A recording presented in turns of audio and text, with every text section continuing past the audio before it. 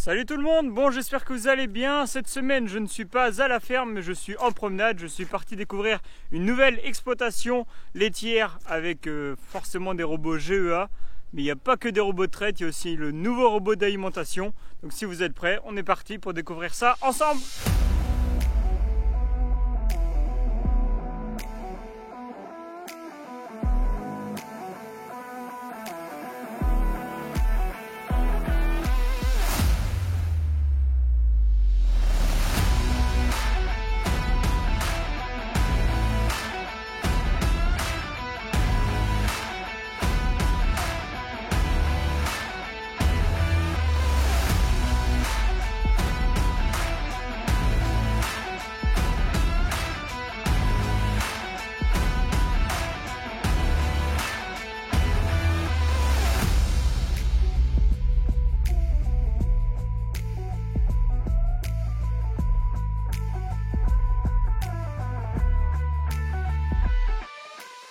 Salut Clémence. Salut. Tu vas bien? Bien et toi? Bon, merci de m'accueillir à la ferme, ça fait plaisir. Bon, c'est vraiment un bâtiment hyper particulier ici. Ouais. Moi, quand je suis arrivé là, j'étais vraiment étonné par la structure du bâtiment. C'est vrai qu'on n'en voit pas beaucoup des comme ça. Est-ce que tu peux me faire rapidement un peu un historique de la ferme, un peu comment elle s'est développée avec le temps? Oui, bah alors moi je suis installée depuis 2015 avec mon papa, ça fait 10 ans que je suis sur la ferme, j'étais salariée avant. Papa, lui, a repris derrière ses parents, ouais. Il s'est installé en 84 je crois. Donc il y a toujours eu du lait sur la ferme, okay, ouais. Assez spécialisé lait, un petit peu de céréales mais vraiment... Vraiment grosse partie laitière, ouais, quoi. C'est toujours... ça. Donc il a toujours eu un salarié sur la ferme avec lui. Nous tout de suite on a aussi un salarié. On a toujours cherché à avoir un confort de vie, on va dire. Un confort de travail, d'avoir des horaires à peu près pour avoir une voilà. vie de famille, des week-ends, des vacances. Okay, ouais. Et on a, du coup là sur la ferme il y a 3 robots de traite. On a 195 vaches à la traite tout de suite. Il y a du monde. Il y a 175 hectares. Ok, ouais. Un petit peu de blé, un petit peu de lin. D'accord, du lin aussi, ouais. Ouais, des liens textiles. En plus, pour diversifier un peu les cultures. Ouais, c'est ça. Puis sinon, c'est maïs, herbe. Ok, et à peu près combien d'hectares de maïs ensilés chaque année ici? Là, il va y avoir 80 hectares. Ok. Plus ensilage d'herbes. Ouais, surtout du terrain gras derrière le blé. D'accord. Ouais. Et puis des prairies permanentes pour sortir les animaux. Du coup, ici, le bâtiment est assez récent, comme vous pouvez voir derrière nous. Donc c'est un bâtiment qui a été mis en route il y a combien de temps? Là, on l'a mis en route fin septembre. Donc les 3 robots fin septembre et les vaches sont arrivées dans le bâtiment 15 jours avant à peu près. D'accord. Histoire de s'habituer un peu au bâtiment. Et puis, ouais, donc pourquoi vous êtes parti sur un bâtiment ultra ouvert? Parce que là aujourd'hui il fait pas très chaud, nous on est un peu froid, mais pourquoi ce choix? Et ben en fait on voulait le bien-être des animaux en priorité. D'accord. Une vache elle est bien entre moins 10 et 10. On commence à avoir des problématiques de chaleur l'été, donc ouais. on trouvait que ce style de bâtiment ça permettait d'y remédier un peu. Ouais. Ok.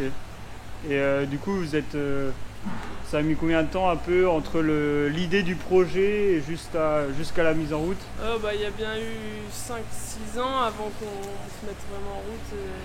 Et vous avez visité d'autres élevages un peu de ce type-là, non? Ouais, on a le bâtiment comme celui-là, on a géré on a copié sur un bâtiment en Bretagne. D'accord. On avait été visité. Et après, on en a visité pas mal, on a fait gros de portes ouvertes. Ouais, pour rechercher, optimiser et ne pas se tromper dans ses choix, quoi. Ouais, c'est ça. Des petites idées à prendre à droite à gauche. Ça marche. Bon, on va se diriger un peu sur les robots de traite. Puis, bon, vous commencez à les connaître, les Derry Robots, mais c'est toujours intéressant d'en discuter.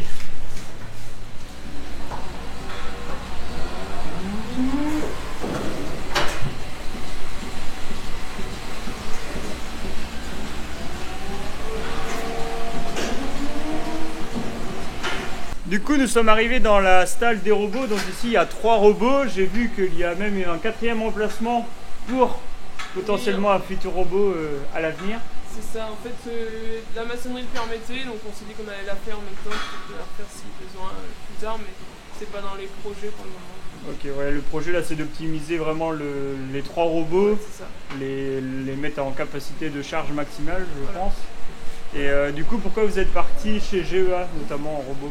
Eh ben les robots de traite nous plaisaient bien de par le manche, enfin il n'y a qu'un manchon par crayon, c'est lui qui fait tout et ça c'était pas mal pour éviter les contaminations croisées. Ok ouais. Et aussi l'accès à la mamelle qui est top chez GEA. Qui est par derrière l'animal. C'est ça, voilà, en sécurité et où on peut accéder facilement au quotidien, c'est pratique. Et en termes de lavage aussi peut-être que c'est aussi plus simple et ça permet d'accéder facilement à la machine quoi. On n'est pas à 4 pattes pour accéder à tout ça. Et du coup là vous pouvez voir donc dans la zone des robots, donc il y a des petites marches pour descendre pour être au niveau du robot. Je vais même carrément descendre. Comme ça on a le tableau de bord pour gérer le robot. Et c'est vrai qu'on a tout à hauteur et je pense qu'en termes de travail on est voilà, tout est optimisé quoi. Ouais c'est ça. Papa il commençait à avoir un peu mal partout, il voulait un truc assez simple. Et est-ce qu'avant vous étiez équipé comment du coup ici sur la ferme? On était en salle de traite 2x9. D'accord. Ouais, avec 180 non, vaches. on trayait 150, 160 vaches. D'accord, ouais, donc au niveau des bras, des épaules, je pense que ça tirait un peu peut-être avec le temps. Ouais. On trayait toujours à 2, mais ouais, ça on y était longtemps. D'accord, ouais, et du coup depuis que vous avez mis des robots, au niveau souplesse de travail, je pense que ça vous a un peu changé la vie. Ah ouais, ça n'a fait rien à voir. Moins d'horaires stricts, nous on était toujours des horaires fixes à la traite. Ouais. Que là, on peut se permettre d'arriver un peu plus tard le matin ou un peu plus tôt le soir si on veut repartir de bonne heure.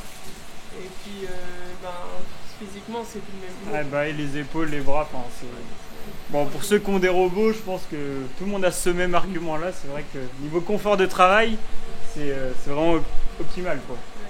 Du coup en termes de circulation pour les animaux, donc je peux voir que voilà, vous avez toute la partie des vaches équipées en logette, donc logette matelas je pense. Ok. Et donc si jamais il y avait une vache à trier, si elle avait besoin d'avoir des soins ou même d'être inséminée, donc les robots, il y a des portes de tri et les vaches viennent directement de l'autre côté des robots. Comme ça vous avez vraiment un œil sur les animaux. Il faut prendre soin. Ouais, c'est ça. Ceux qu'on veut avoir matin et soir, on les met là. Et puis elles peuvent revenir toutes seules sur le robot et tourner comme elles veulent. Ouais. Ouais, et puis avec aussi l'aspect alimentation, les cornadis, tout est dans la même lignée. Et je pense que pour le robot d'alimentation, c'est sympa aussi que tout soit bien orienté, quoi. Donc là, on va se diriger tranquillement vers le robot d'alimentation. Et du coup Clémence me disait voilà, il n'y a pas de cornadis, donc pour la contention tout se fait au niveau des robots. Voilà, les robots trient les animaux et derrière ils ont tout un système de barrière pour la contention des animaux et pour travailler en sécurité. Ça c'est encore un aspect très important que vous avez vraiment mis en avant ici sur ce nouveau bâtiment. C'est ça, et puis un des points principaux du bâtiment, c'est qu'on voulait pouvoir se débrouiller tout seul dans le bâtiment. Et du coup, il fallait faire en sorte que tout soit faisable. Optimisé, quoi. Ouais. Ok, et donc aussi sur l'aspect bruit, il n'y a pas de cornadis qui claque, les robots de traite font pas de bruit. Le robot d'alimentation que vous allez découvrir tout de suite là, il est électrique donc il fait pas de bruit non plus. Voilà. Donc le seul outil qui fait du bruit c'est la brosse pour les vaches. C'est ça, voilà. Donc bon, ça va. On s'amuse à taper dedans. Ouais, ça reste assez calme quoi. Ouais.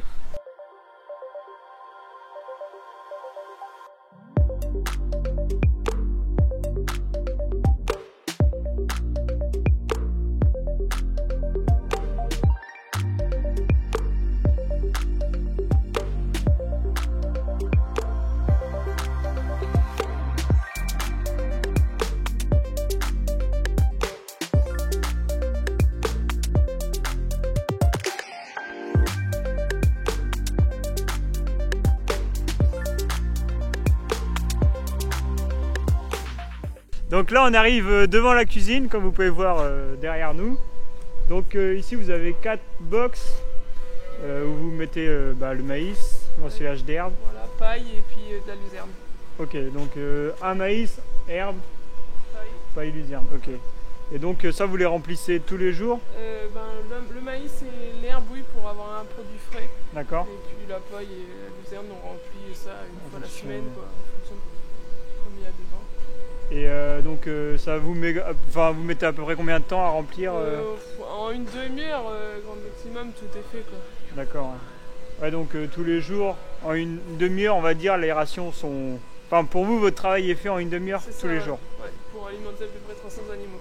Ok, et du coup, avant, vous mettiez combien de temps sur la ferme? On était 2 heures à distribuer, on godait des sealers.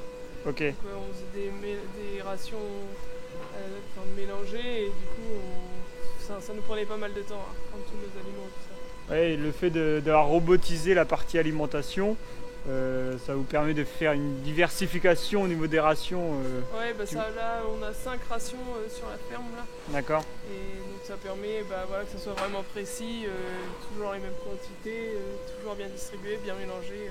Comme ça, on optimise au maximum les animaux. C'est ça. La partie laitière, la partie vache-tarie, enfin vraiment tous les types d'animaux qu'il y a sur l'élevage. C'est ça. Donc le robot, quand il vient ici dans la cuisine, il commence à charger en premier peut-être la luzerne. Ouais, en fait, sa place est au bout là-bas sous le stockeur de luzerne. Il commence par la luzerne, après il prend l'herbe et le maïs. Ouais. Et ensuite il va aller prendre le minéral, l'aliment. Il va revenir ici, reprendre de l'aliment, de l'eau et se charger pour mélanger en même temps. Ok, donc tout se fait automatiquement, il se gère tout seul. C'est ça, voilà. Et donc tu m'expliquais aussi, donc quand il arrive pour prendre, on va dire, la dernière phase d'aliments, les petits ingrédients, voilà. En même temps il va en profiter pour se recharger. C'est ça, voilà, il va venir sur son plan de charge et il va se mettre à recharger et il va mélanger en même temps. D'accord. Comme ça, il utilise un peu moins de batterie en mélangeant, il se charge en même temps. Ok, ce que chose important, donc c'est un robot 100% électrique. Ça. Donc ça permet aussi d'économiser le fuel qui aujourd'hui coûte extrêmement cher. Donc à peu près combien ça vous coûte par jour en termes d'électricité pour faire fonctionner le robot? On est entre 4 et 5 euros par jour d'électricité. D'accord. Ouais, donc je pense qu'à la fin de l'année, le ratio fuel-électricité est vite concluant, quoi. C'est ça, on fera le point au bout des 12 mois, mais je pense qu'on va être content. Ça va faire des économies à l'année, quoi. C'est ça. Ça marche.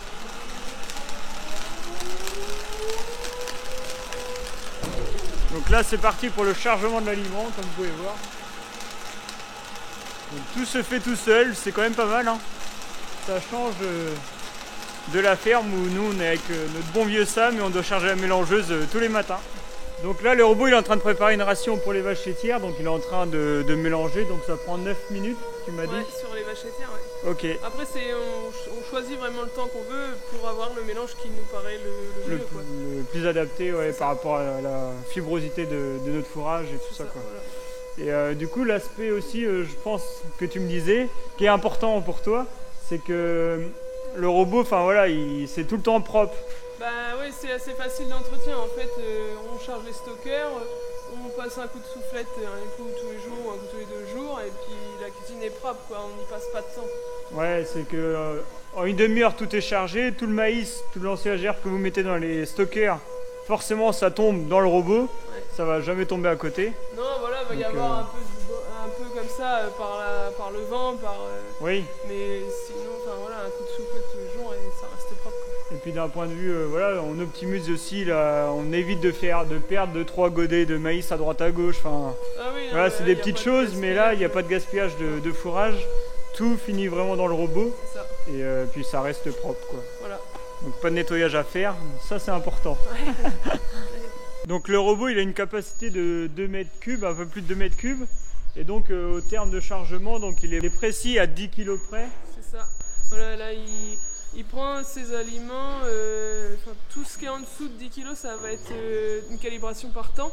Comme ça, on peut très bien lui demander de mettre 3 kg, il va savoir le faire.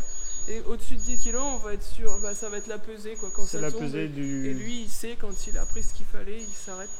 Il mélange pendant qu'il prend les ingrédients au-dessus de 50 kg. D'accord.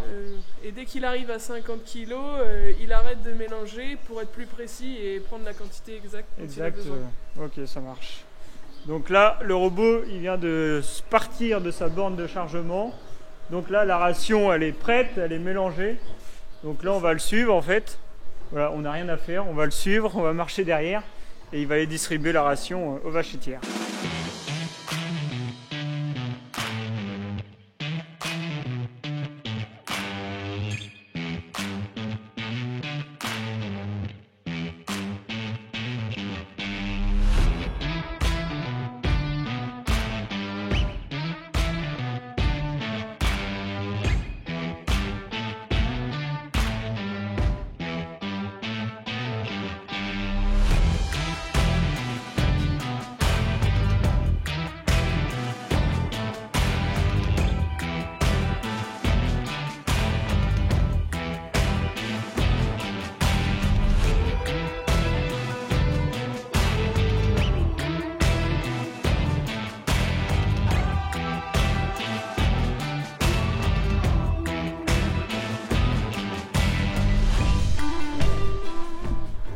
Donc en termes de sécurité aussi, donc le robot, donc c'est par rapport au capteur. C'est ça. C'est-à-dire s'il y a un obstacle devant, ça, on tape dans le... Bah, là, il a des capteurs déjà qui vont l'arrêter quand on va se trouver à proximité. Ok. Et sinon, dès que ça touche... la bâche, tac, voilà. Il s'arrête, ok. Et il repart, il essaye de repartir tout seul. Et s'il voit que ça bouge pas, qu'il reste coincé, il se met en alarme et il nous appelle. Ok. Mais sinon, voilà, à 50 cm autour, s'il y a quelque chose qui approche, il puisse s'arrêter. Ouais, donc aucun danger, je veux dire s'il y a un enfant ou quoi qui traîne dans la cour ou quoi. Non, là, il y a dessus, il y a d'un point de vue sécurité. Les animaux et tout ça, c'est pareil, il va pas... Ouais, j'ai vu, il a pas écrasé le chien en repartant tout de ça. suite. Donc, bon, ils ont l'habitude maintenant, ils se donc là, on s'en va direction le bâtiment. Donc on va le suivre tranquillement et puis on va suivre le dessilage de la ration. Donc pour distribuer la ration, donc le robot, ça sort sur tapis et il peut distribuer à droite ou à gauche comme il a envie. D'avant, d'arrière, il y a pareil, il n'y a pas de sens en fonction des bâtiments, il peut aller d'un sens ou de l'autre. Ouais, donc ça garde une certaine polyvalence pour vraiment accéder à tous les bâtiments. C'est ça, et voilà, au plus près des tables. Et il repousse en même temps qu'il distribue. Ok, ouais, avec le petit tapis en caoutchouc en dessous là. Ça. Ok.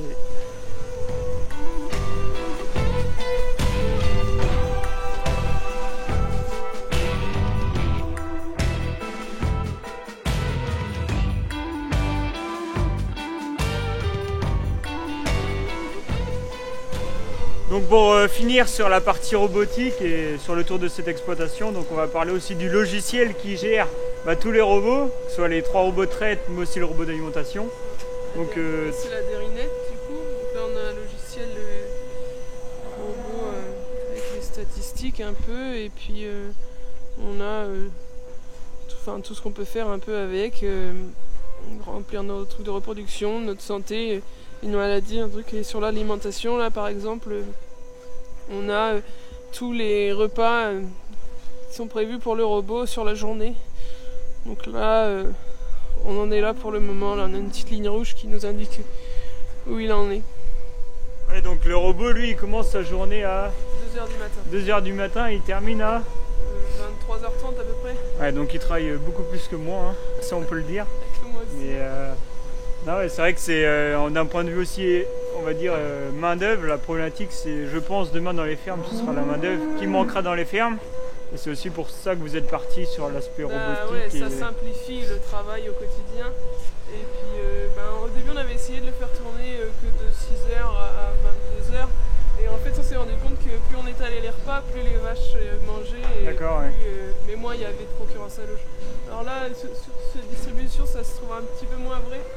Parce que ça fait un petit moment qu'il n'était pas revenu sur les vaches, il était reparti sur les vaches taries et tout ça. Ouais. Mais sinon, en règle générale, la table d'alimentation n'est pas forcément pleine. Quoi. Ouais. Elles viennent à tour de rôle quand elles ont envie de manger. De toute façon, il y a toujours du maïs frais à l'auge, voilà, toute la journée. C'est ça. Et en termes un peu de production, donc aujourd'hui vous êtes à combien en moyenne sur le troupeau? On tourne entre 33 et 34 kilos de lait par vache. Ouais. D'accord, et vous avez un quota sur l'année de... Là on a 1,8 million. Ok, ouais. On fait largement là, en ce moment, mais ouais. il va falloir calmer le jeu. Dans les mois à venir, quoi. C'est ça. Ça marche.